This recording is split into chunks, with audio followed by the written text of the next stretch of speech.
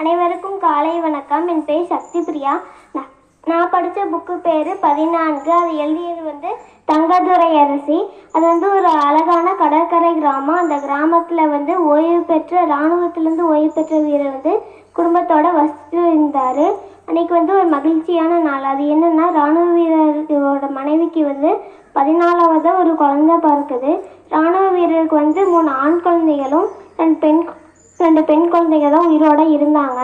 பக்கத்தில் ஒரு மாநகரத்துக்கு குடி போனாங்க. அப்படியே 2 வருஷம் போயிடுச்சு. இராணுவ வீரரோட மனைவி நோயினால் இறந்துட்டாங்க. இந்த 14வது குழந்தைக்கு வெறும் 6 வயசு தான் ஆச்சு. அந்த 14வது குழந்தை எப்பயும் தன் மூத்த அண்ணனோடு தான் இருப்பான். எங்கள் அப்பா வேலை செய்யறதுக்காக வெளியூருக்கு போயிட்டாங்க. அங்கே போகணுன்னா 2 பேருக்கும் ஆசை. 2 பேரும் ரயிலில் ஏறினாங்க. ரயிலில் போய் எங்கள் ஊருக்கு போயிட்டாங்க. அங்கேருந்து போகிறதுக்கு ஒரு தள்ளுவண்டியே ஏற்பாடு செஞ்சாங்க. ஏற்பாடு செஞ்சு போயிட்டு இருக்கும்போது போகிற வழியில் அந்த தள்ளுவண்டிக்காரருக்கு யாருன்னு தெரிஞ்சிருச்சு. நீங்களாம் வேறு சமூகத்தை சேர்ந்தவங்க, நீங்களே எங்கள் வண்டியில் ஏறக்கூடாது அப்படின்னு சொன்னதுமே மூத்த அண்ணன் நாங்கள் உங்களுக்கு 2 மடங்கு பணம் தரோம், நீங்கள் வண்டியை தள்ள வேண்டாம், நாங்களே தள்ளிக்கிறோம் அப்படின்னு சொன்னதுமே இந்த வண்டிக்காரரும் சமாதானமாயிட்டார். போகிற வழியில் அந்த 14வது குழந்தைக்கு தண்ணி தாகம் எடுத்துச்சு. அந்த ஊரில் இருக்கிற பொதுக்குள்ளையில் போய் தண்ணி குடித்ததுமே ஊர் மக்கள் எல்லாரும் விரட்டி அடிக்கிறாங்க. இந்த 14வது குழந்தை அந்த நிகழ்வு ரொம்ப பாதிச்சுது.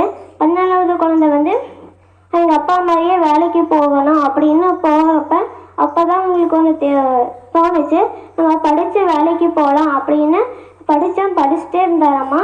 அந்த படிப்பு பிற்காலத்தில் சிறந்த பேச்சாளராகவும் சிறந்த எழுத்தாளராகவும் நற்பெயரை தேடி தந்துச்சம்மா. அவர் உயர்கல்வி படிக்க அமெரிக்காவுக்கு போனார். அங்கே யாருமே தனிமைப்படுத்தி இல்லையம்மா. பிறவியில் உயர்ந்தவன் தாழ்ந்தவள் எந்த அர்த்தமே இல்லையம்மா. சாதி மதமே இல்லையம்மா.